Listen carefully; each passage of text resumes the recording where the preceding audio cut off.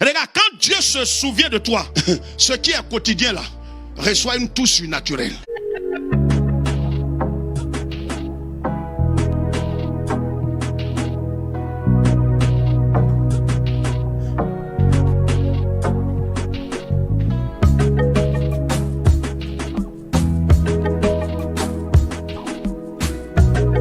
Oh, tu ne m'as pas compris. Il a dit ce que tu as l'habitude de faire. Quand Dieu se souvient de toi, la Bible dit l'Éternel se souvient de Anne. Et qu'est-ce qui va se passer? Elkana alla avec Anne. Mais tous les jours il va avec elle. Ce n'est pas sa femme. Il va avec elle comme un musulman. Mais quand il va avec elle, il n'y a rien.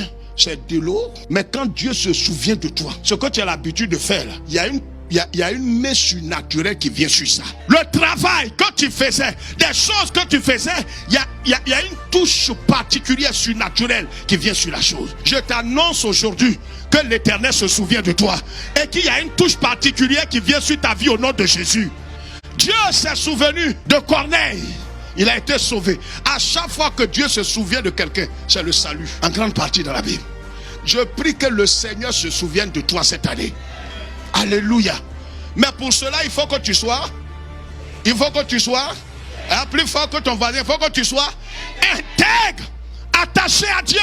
Ne sois pas partagé. Un pied dans Jésus, un pied dans des conneries. Ta bouche est dans tout. Tu mens. Impudicité, tu es dedans. Avortement, tu es dedans. Tu te débrouilles. On ne sait pas.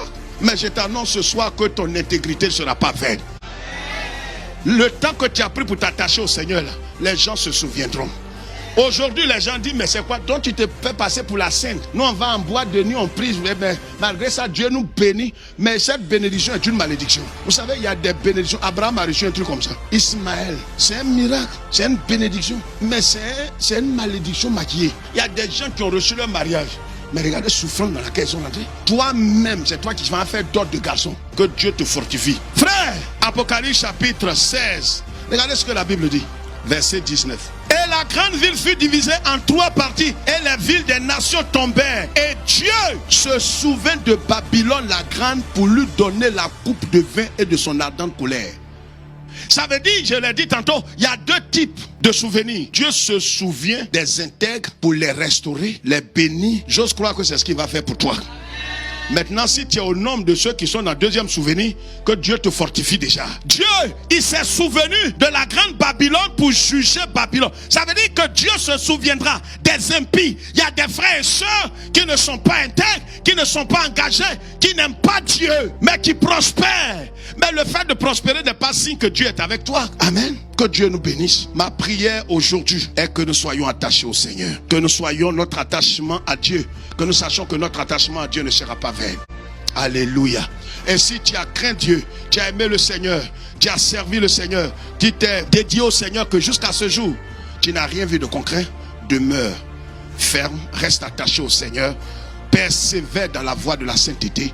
L'Éternel ne t'abandonnera pas. Un jour viendra où il se souviendra de toi. De la même manière qu'il s'est souvenu de Rachel après combien d'années? Il s'est souvenu de Noé. Noé même à un certain moment se disait, est-ce que Dieu m'a pas oublié? Vous savez, à un certain moment vous demandez, est-ce que Dieu m'a pas oublié? Pour mon mariage, pour mon voyage, pour l'enfantement, Seigneur, l'humiliation est grande, souviens-toi de moi. On va prier le Seigneur.